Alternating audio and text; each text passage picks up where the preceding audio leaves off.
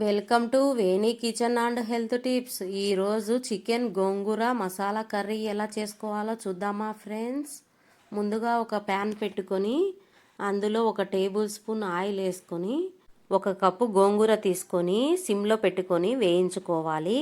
తర్వాత 1/2 glass water పోసుకొని ఈ గోంగూరలో బాగా ఉడికించుకోవాలి.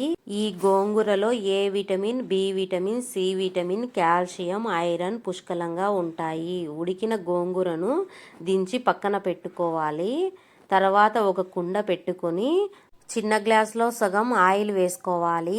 ఆయిల్ బాగా కాగిన తర్వాత 4 పచ్చిమిర్చి పొడవుగా తరుక్కొని వేసుకోవాలి. వేగిన తర్వాత 1 కప్పు ఉల్లిపాయలు వేసుకోవాలి. ఉల్లిపాయలను గోల్డెన్ కలర్లోకి వచ్చే వరకు వేపుకోవాలి. తర్వాత 1/2 టేబుల్ స్పూన్ పసుపు వేసుకోవాలి. నేను రుచికి సరిపడినంత కల్లులుప్పు తీసుకున్నాను. అందాజ్ తెలియని వాళ్ళైతే ఇప్పుడు కొంచెం వేసుకొని లాస్ట్లో రుచి చూసుకొని వేసుకోండి. 1 కప్పు టమోటాలు వేశాను. అన్నీ బాగా వేయించుకొని శుభ్రం చేసిన 1/4 కిలో చికెన్ వేసుకోవాలి. చికెన్ను కూడా బాగా కలుపుకోవాలి.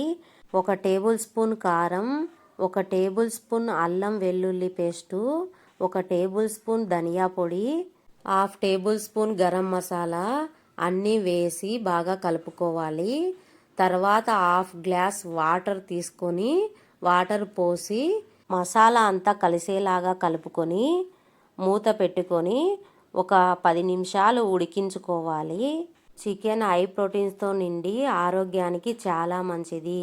ముందుగా ఉడికించి పెట్టుకున్న గోంగూరను మిక్సీ పట్టుకొని పేస్ట్ లాగా చేసుకోవాలి. ముందుగా ఉడుకుతున్న చికెన్లో ఈ గోంగూర కొంచెం కొత్తిమీర వేసి బాగా వేపుకోవాలి. గోంగూర అనేది చికెన్కు పట్టేలా మూత పెట్టి 2 నిమిషాలు మగ్గించుకోవాలి. ఉప్పు అందుకు చూసుకొని ఇప్పుడు వేసుకోవచ్చు. ఎంతో రుచికరమైన చికెన్ గోంగూర మసాలా కర్రీ రెడీ అయింది ఫ్రెండ్స్. మీరు కూడా ఒకసారి ట్రై చేసి చూడండి. మీకు నచ్చితే లైక్ చేసి సబ్స్క్రైబ్ చేయండి ఫ్రెండ్స్.